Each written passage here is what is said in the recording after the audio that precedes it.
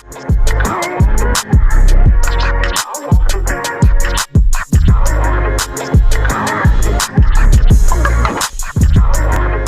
and welcome to the Voice of Africa. Today we have a very special guest with us who goes by the name of Dr. Remi Duyile.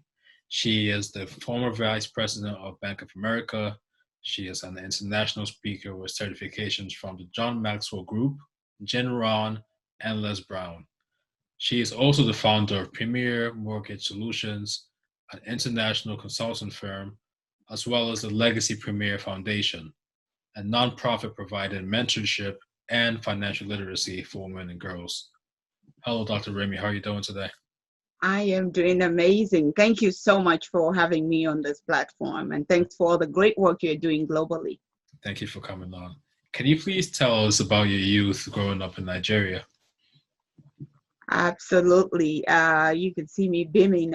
When I think about my youth, I can just think about my dad, how my dad was such a loving father who had me spoiled to rotten. I was the baby of the family, someone who believed in each and every one of his children, especially for me being the baby of the family, got all the attention, got what true love is. I tell people I've never had to figure what does love mean. All I've been surrounded by all my life is love. And it started with my father, who truly gave the love that any human being can give, even though I was with him for a very short window of my life. But he planted something in me that whatever a man can do, a woman can do, because he treated all of us children the same. And for me personally, I was put in the private school in our hometown, which is a Comfort Nursery School. That was not a common thing to do, but as a chief of high chief in the area, he would come and pick me up at school. It was not very popular then, but he would come with the driver and come and pick me up and spot me to Rutten. So that was the foundation that I got. And when he passed away, I was handed on to my siblings who continued the legacy of educating and molding and shaping. And of course, my mother, very loving woman who just, with her, I couldn't do anything wrong. I was just, again, very spoiled child growing up. And people always wonder, how did you turn out to be somebody that's responsible? I don't know, but it's just what you see is what you're going to be. Being around siblings and people who I see doing what needs to be done in addition to being loved gave me that exposure. So I'm ever so thankful to my childhood days, because that's what really started my journey. And people who don't know me would wonder, why am I always full of energy? It all began in my home. My dad, my mom, my siblings, my role models were nowhere outside of the home. They were right in my family. So that's my experience growing up, and that's the experience that has really grounded me up to today. It's very interesting to hear, and it's nice to know that you are a family person as well. Apart from your parents, are there any other role models or mentors that you had that you can confide in his or her process growing up? Yes, of course, one of those role model, or a few of them were my sisters. My older sisters were my role models. Married, they had their family, had their career, so they were really doing it big, despite the fact that they were family people. They were still nailing it in their career paths. So that was the example I saw growing up. And of course, after I migrated to the United States, to the arms of my loving brother and his family, who took me in till I got married, till I got my MBA and got married, I didn't have to leave anywhere but their home. So my role models have been within the family. And after I grew in the system and I started expressing what it is to be in America, because there's a welcome to America and there's an integration process that you have to go through. The minute I discovered that, I knew I had to have mentors who were also Americans, who would be able to help me better integrate. In addition to watching people, there were a few people who were my mentors that I could confide in. One is Dr. James Duller, a retired veteran and someone who I see as my American father, Bishop Hutton, I know I'm going to get in trouble if I miss any names, but there's some key names that I just cannot forget, especially Dr. James Dula. He was always there for me. There was absolutely nothing that I couldn't talk to him about. So he's part of our family. My husband and the kids know him as our American family, and Mrs. Dula too. And of course, I have professional mentors, the likes of the John Maxwell, where you go and get certified. Late Bunny Darman, that was another good and very great mentor in my life, who just believed in me. He just thought because I was a former vice president of a bank, I could do anything. He just have this strong belief. Anything that I mention, he sees the possibilities. Not only does he see it, he will roll up his Rolodex if I needed that to make things happen. So those are the people that helped me to shape up in a foreign land where I didn't know anybody. Right. Thank you for touching on that as well. So how have your personal experiences shaped the way you approach your job or job acquisition? My personal experiences, a little bit of my story to bore you for a minute is coming into America and getting my MBA and joining corporate America. I had to deal with 4 strikes: Black, female, Nigerian accent. Still rose up and became a vice president, so the rest was history. But in that process, it was not easy. It was a tough process. But what grounded me was my background. Remember how I mentioned how I was raised and the experience that was always in my heart. So no matter where the force and the challenges were coming from, I didn't lose sight of the fact that I am destined for success, because I've seen it happen before with my siblings. So I wasn't here in America to play. I was here to get educated and go back. So, but still here ever after. So just being here as an immigrant and knowing that we have to make things work has helped me to really know that perseverance is the key, because people will have reasons to distract, and discourage you. And I have found that in my so many years that some people, that's their master. They master in all of that: disruption, distraction, and destroying. That's what they master. And there's some people out of ignorance that does that, not because they want to, they don't know better. Because if they don't know your background and what you are carrying, you've got to be able to persevere to help them to know. Right. So you don't box them and think they're haters, because not all of them are. Some are just ignorant of who you are. And you've got to be patient enough to tell them who you are by your actions, not just talking.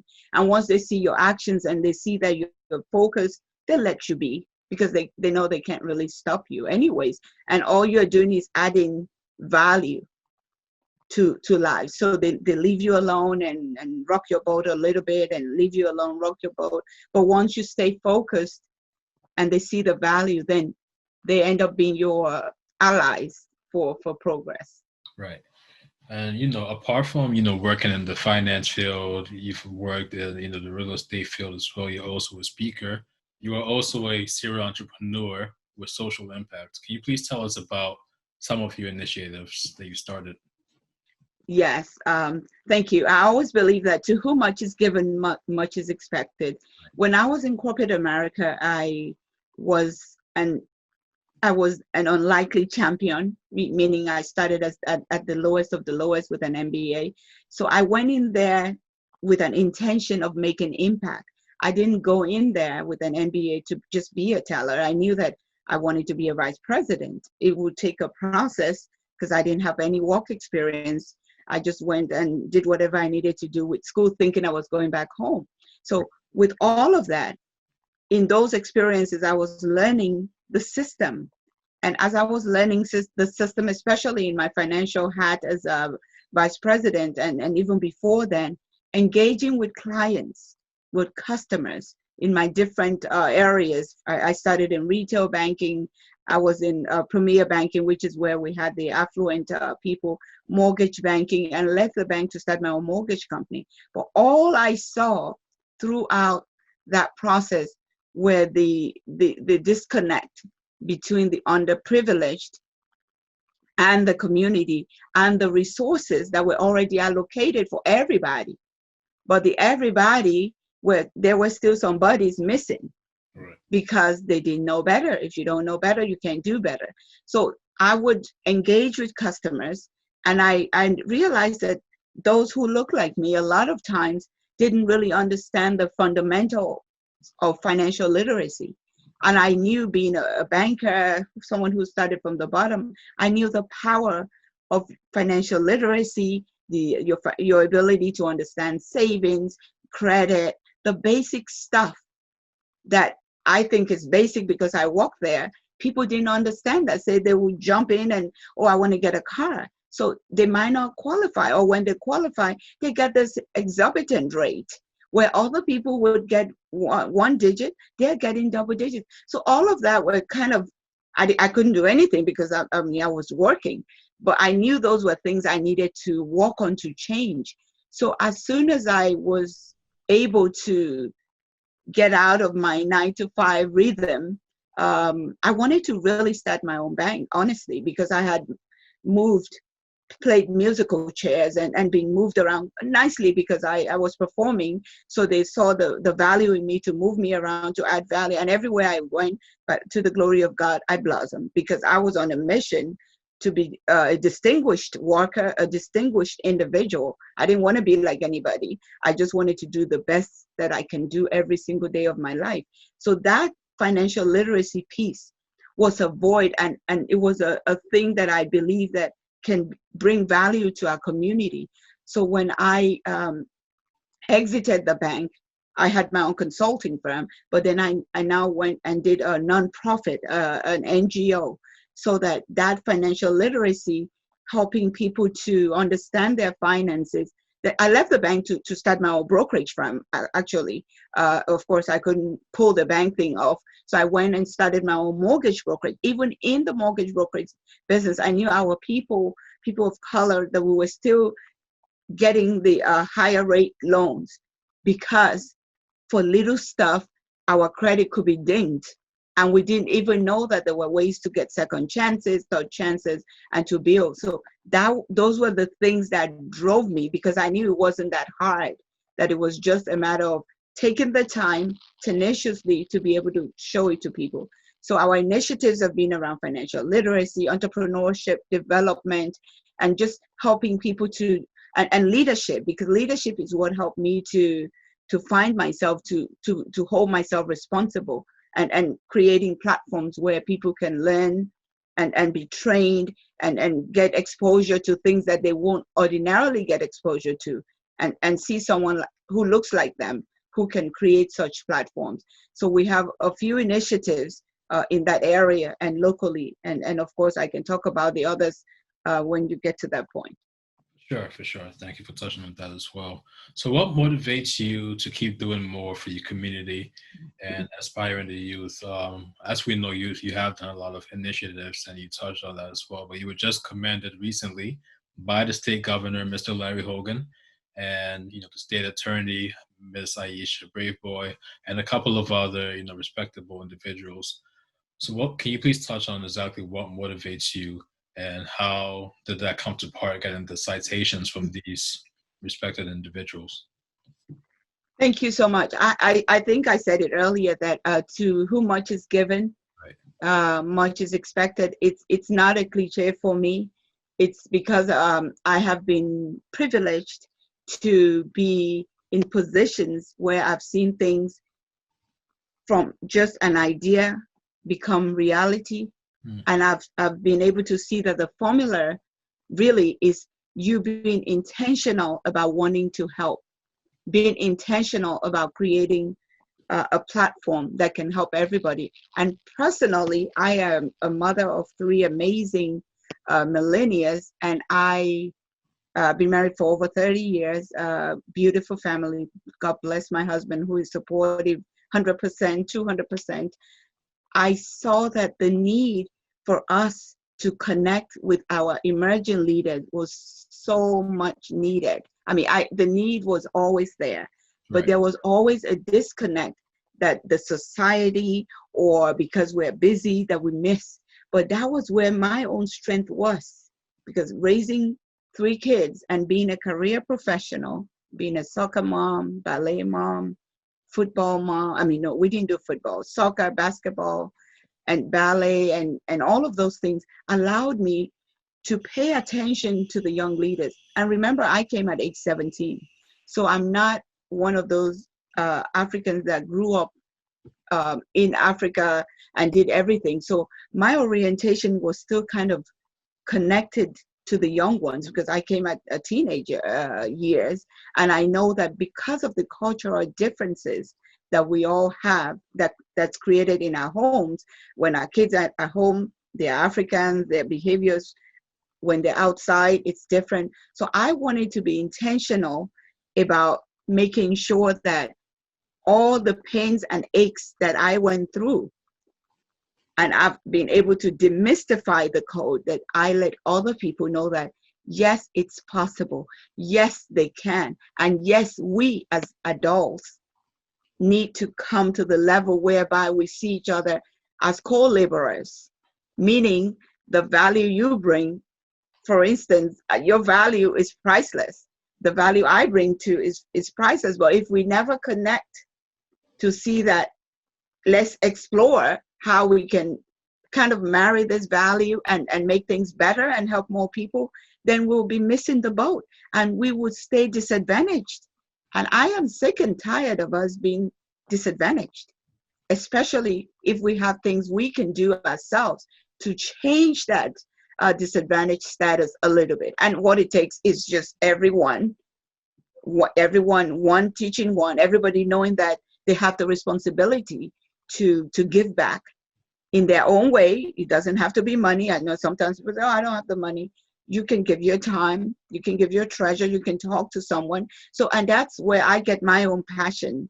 And every time I've done that, everyone I've invested in engaging with, I've seen how they've blossomed. So that just confirms to me that it's a calling for me. It's not just an initiative. It's not just money or anything. It's just a passion that I get joy each time that I am privileged to be amongst the emerging leaders.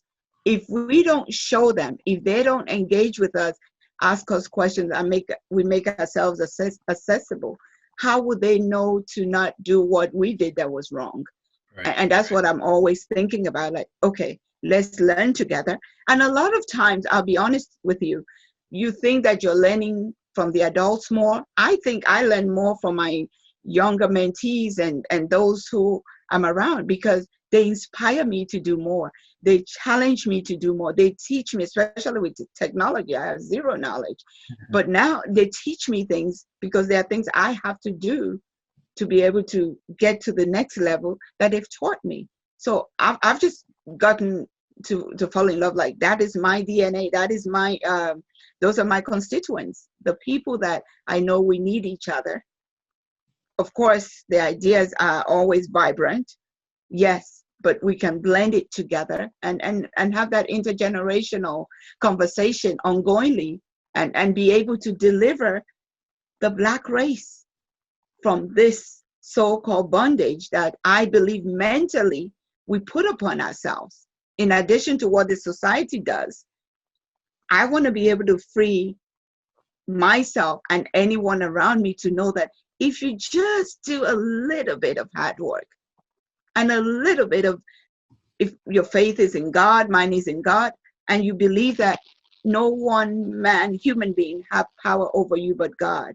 God will use men and women to be in your circle, but it's ultimately God that would confirm that. And then you do your part. Everything else just comes along, and as long as you're enjoying it, I love what I do. I love being able to engage with various people and various initiatives. So it just keeps me going. Right. Thank you for touching on that as well. You know, you started a foundation called the Legacy Premier Foundation. It's a nonprofit providing mentorship and financial literacy for women and girls. Can you explain its impact on a global scale? Sure. Thank you. Legacy Premier Foundation is That's one of our nonprofit that we have here in the U.S. And like I said, when I exited from the corporate America, my banking finance world, financial literacy, and I had my mortgage company, I saw the need for financial literacy, financial inclusion, entrepreneurship, development, and leadership. So that was how we birthed that Legacy Premier Foundation that's over almost 10 years ago. And the impact has been very significant. Locally, I'll start with that. Locally, here in the US, just being able to help someone know that you need to establish credit, you need to save money. It doesn't matter what you make, but just get people to have the right mindset of savings as you're tithing for God's house. Put something aside for yourself, and teaching those mindset that when you see people who are executing on that and you see how frugal they are, you pat yourself on the back and say, wow, it works. And then you wonder, oh, where did this come from? And they're doing it verbatim. Right. And you're proud. I mean, you're just proud as a mother, as a mentee, seeing how people are executing the power of savings, the power of financial literacy, or even speaking. I used to be very afraid of speaking. It was not one of my cup of tea at all. I had to find my voice. In corporate America, I worked hard and had results, but I didn't like to talk a lot. I get nervous when I have to talk. But people who went doing my job, they were trying to tell my story, and I just thought that was kind of out of the place. You can't do the work, but you can talk about what I did. So the holy anger came in me, and I had to go figure how to find my voice, learn how to just go to the Les Browns of this world, the O'Carnegies of this world, and to get my voice back and my confidence. And ever since, it's just been one success over the other. So I wanted to see that for all the younger people, because if you cannot communicate and express yourself, it's going to be difficult for you to stand tall and express yourself and tell people what is on your mind. And I didn't, and that's what I want to, especially our young people, they're full of ideas. I want us to be able to help them get their voice, be able to present better, and use myself as an example that I was not somebody that would like to speak literally, but this is what it is. So when they hear my story and other people's story, they're like, oh, really? I'm like, yes, the Remi you see now, yeah. If you want another coffee story, we will have that, but it's not, no one is perfect, but that platform allows them. So when I see the beginning and the end, and I see somebody who now can make presentations, it gets me excited. And with entrepreneurship, we mentored customers who came by the bank and start with maybe $10 and they ended with millions, and so on. So just being able to guide people with the knowledge that I was allowed to be privy to by the virtue of my career is what drives me. And again, just to make sure that we don't stay underprivileged for life, to see what can we do here. And same model we replicate globally, because everyone needs to have financial inclusion. It's not about a developed nation and underdeveloped nation. No, it's financial inclusion is financial inclusion, and financial literacy is financial literacy. You need to know importance of savings. You need to know the importance of budgeting. All of that cut across the board. It doesn't matter what color you are. So those are the messages that we replicate overseas, in other countries like Nigeria, Ghana, and other places that we're having our footprints on, and being able to create a mentorship program and coaching program for upcoming emerging leaders who might be looking to pivot or to start up, and then get them to a position where they can package themselves and be able to pitch. That's the ultimate goal. The banker in me, until we can find funding and resources that will make people be able to birth their programs, then our work would be continuous. Sure. Thank you for touching on that. I really like the term holy anger. that was really a good term to use. Can you please tell us about the world-class summit that the Legacy Premier Foundation recently held on November 5th and 6th? It had various companies, sponsored, and in partnership with you, like Exim Bank, the DFC. You have various ambassadors coming and speaking as well. So how did that whole idea come to part, and what is the catalyst for action after the event now? Yes, thank you so much. To God be the glory. I mean, that Legacy Global Summit was birthed by Legacy Premier Foundation. That's one of the biggest conferences we've had. And you're right. And thanks to Voice of Africa, too, because you all are part of that success. It's a shared success because it took a lot of moving pieces to put the puzzle together. So we're so very grateful for your partnership and so many others that you mentioned that came. We had great speakers. We had great people who understood the vision. And how did it all start? I think you asked that in your question. What is Legacy Global Summit? Why did that even come about? It came about as a result of, once upon a time, I had the privilege of serving in my country, the government, for 5 years as a senior special advisor to the governor on diaspora and international relations. And I realized that as diaspora, we are roving ambassador. That was what my role was. And you could see from the angle, from the African angle to here, after living here for over 20 years.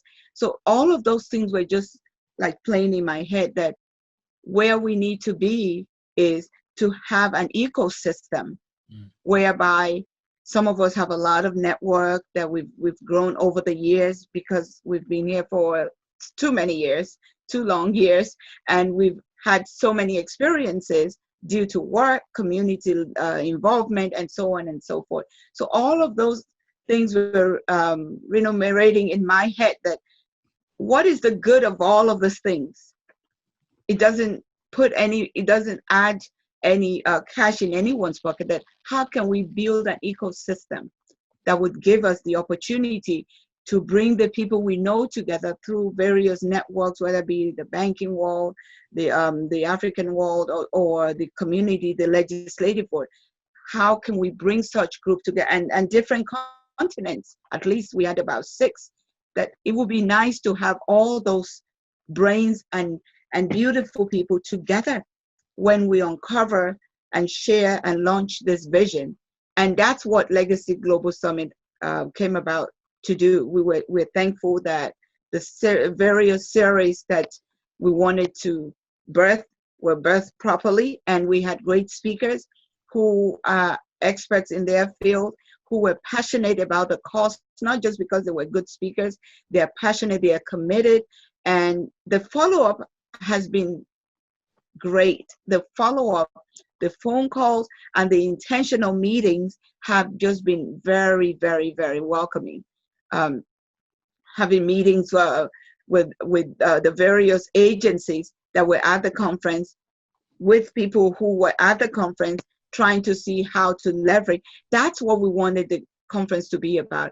It was not just another conference whereby we would say, oh, we brought all these people, we got all these citations from all these senators. That was not the intention. The main intention, yes, we wanted them to see that we do have access and we have leveraging abilities. But after that, what is in it for everybody? Right. That's the caveat that we bring. And we are meticulously walking that to ensure that when we have the next conference, that we have testimonials, because that's the hallmark of this summit. It's not just one summit that just goes down and that's it. Relationships are being formulated. We're going to be starting the Legacy Global Network. A lot of missing pieces, moving pieces are happening simultaneously. So we're expectant, especially for those who are in conversation with the agencies and they're seeing successes. We cannot wait till we have a cohesive success that we can share to inspire others, so we can all know when we stand together as people, especially as people of color, there's nothing that can stop us but us. And I do hope that we're not going to stop ourselves, because we're on the move right now. Amen. Amen. I definitely see it coming to fruition as well. You mentioned that the Legacy Global Summit is an intergenerational bridge builder. with a focus on Africa. Can you please let us know what your vision for Africa is in the upcoming future? Sure. Um, Africa, as we all hear and say, is the last emerging economies. And Africa, the population of our youth are over 70%. And I want to underscore vibrant, smart, intelligent youth who are creative and resourceful. That's what we have in Africa. Not to talk of the landmass, the human capital is what I want to underscore. The human capital of what Africa has is in our youth. And as you can tell and hear, there's so many successes of what our youth are doing in the area of technology, in the area of media. Look at what Voice of Africa is doing, and so many. Everybody is creating something that's unique that they can use to help the whole world. And that's what Africa brings. And I'm thankful that some big companies like Facebook and Microsoft and all these guys, they see it. They're having offices there to ensure that they tap into that pool of the youth. So for me, as someone who is a developmental partner, we're not a big name or anything, I see Africa as the place to be. And when I say place to be, we don't all need to migrate to Africa right now. But Africa can be a click of a button. We didn't have to go to Africa when we had the conference, but we had all representation of Africa in all the things we needed. So if we can just focus on the youth and align our government, the various African governments, to understand the power the youth bring and see how initiatives can be created that are intentional to assist in their movement forward, in pivoting, not just program just for the sake of it. So, oh, it is the youth. Being intentional about it. And that's what we bring, the intentionality. If all we touch is 5 people, we want the 5 people to be able to say, yes, they are moving to that next level. And if employers are looking for the best and the brightest brains, hello there. You need not to look any further than Africa. That's where you have the resources, the smart, the genius, the people who have the thick skin to endure. Because entrepreneurship, business is about endurance. And when you engage with African young leaders, you will be amazed how creative they are and how intelligent they are. And just all I say is, if we can give some more support, it won't just be a benefit to Africa alone. Trust me, it's going to be to everyone. It will be a win-win.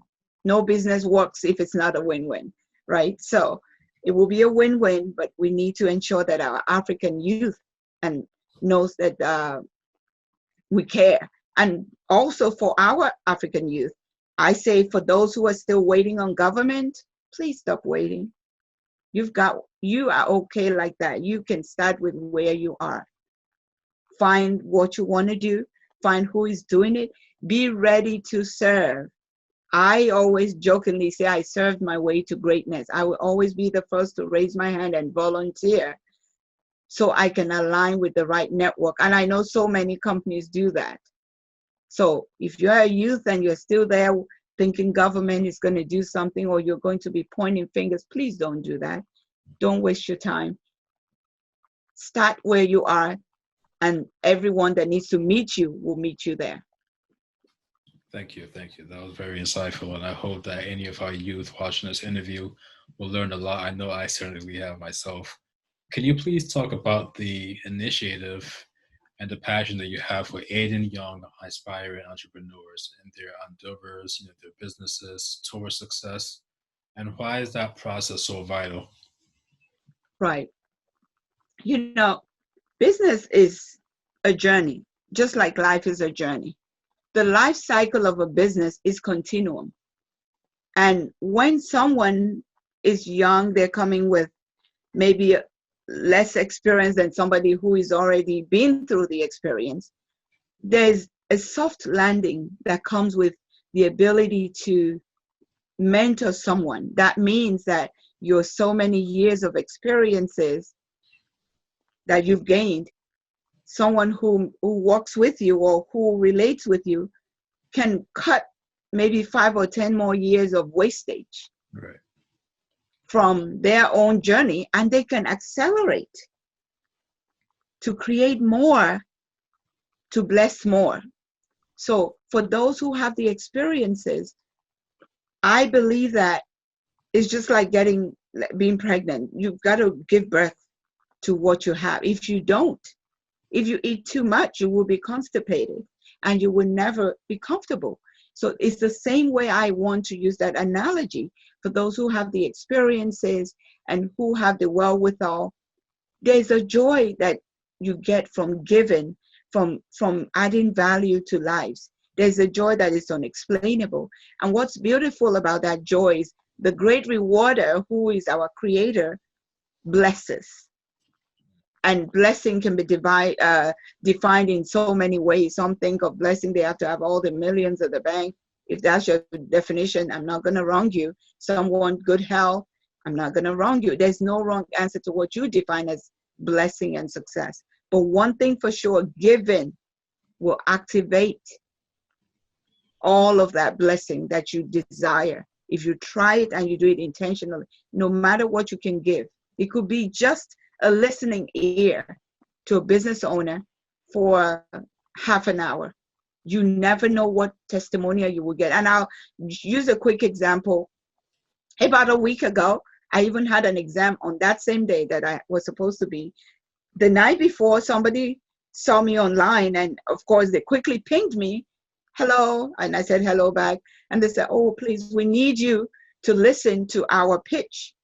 Someone from Africa, that they have been shortlisted in a pitching competition that was that next day, and that they needed me for 30 to 45 minutes with their group, to be able to hear them individually and give them feedback. I'm like, how can you say no to that? I was already struggling to get my studying in, and I'm thinking, how can I fit it in? But because the time differential worked, so I had to wake up early so I could quickly give them the time. But long story short, they all presented.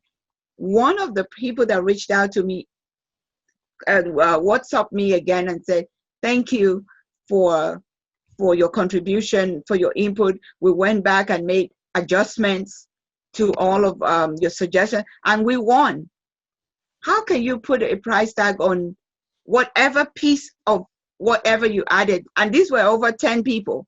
It wasn't just one person. Wow. So that multiplier effect by the creator, who is the rewarder, has to be abundant. So for me, I felt like, wow, I'm glad I didn't say no. I'm sure even if I did, God would still use somebody else to bless them. But it feels good when you know that you have done something sacrificially, because it was super, super not convenient for that day because of what I had already, what I had planned. But how do you refuse when somebody needs something? And all I needed to do was to have listening ears. And that's my area, to be able to hear and give my feedback. And I'm glad that they went back and they did it. So giving is just beautiful. And giving is, I didn't give them money.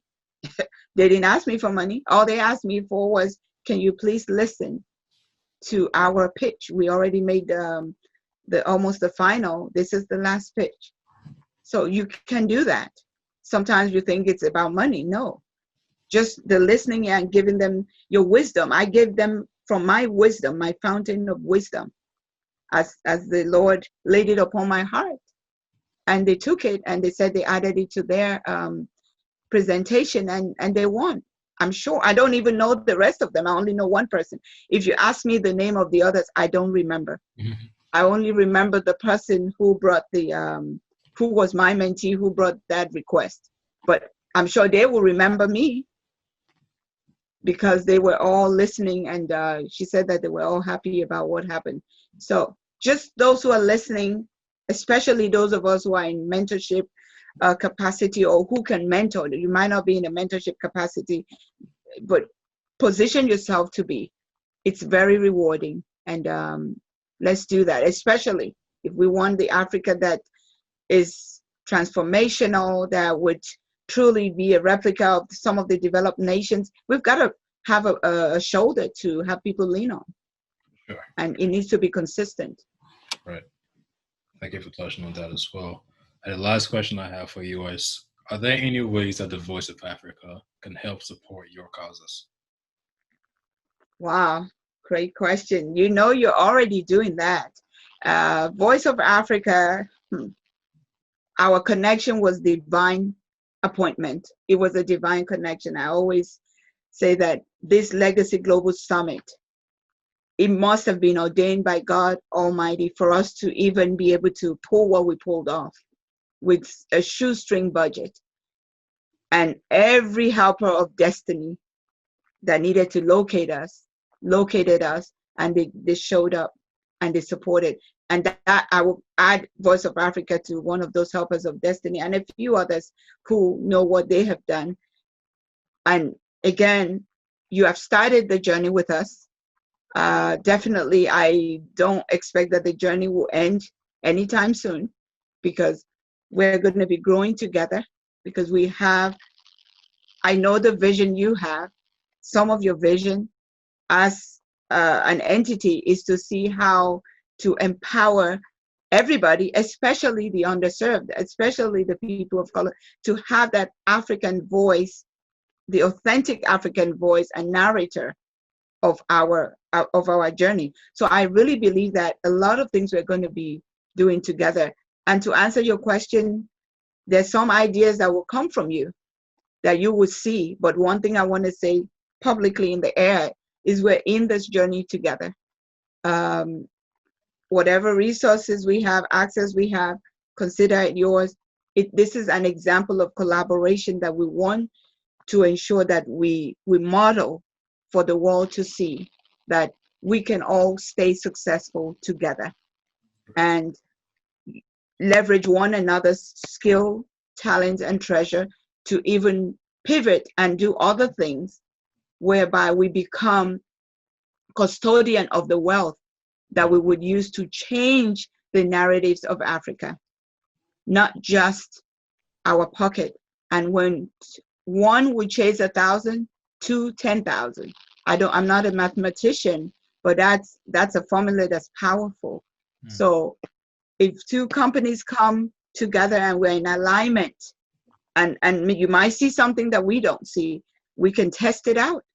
We might see something you don't see, till we get to that ability to provide solutions and inspire other people to come on board, where we become employers of labor and create solutions. We have youth unemployment all over the world. We become solid entrepreneurs. We can create employment. We can be the ones that would help these multinationals when they are going overseas, to help them position and find the right talents. So I see a lot of things that we can do together. We've started well, and I'm very open and welcome, and the board is very open and welcoming to whatever we see as a good initiative that would help Africa and help our home country, America, and other nations, as a matter of fact. There's enough to go around. We don't need visas to go to any countries right now. We can just click on our computer and we're in any country we want. So we'll make this work. Whatever ideas you have, please, we're all ears anytime. Right. Well, thank you, Dr. Remi, for coming on our platform and touching on very important subjects such as inspiring the youth, the Legacy Global Summit, and this plans for the future as well. Thank you. Thank you so much for having me, and I look forward to your so many years of successes in this area. And anything we can do, please do not hesitate to reach out to us. Please. Thank you.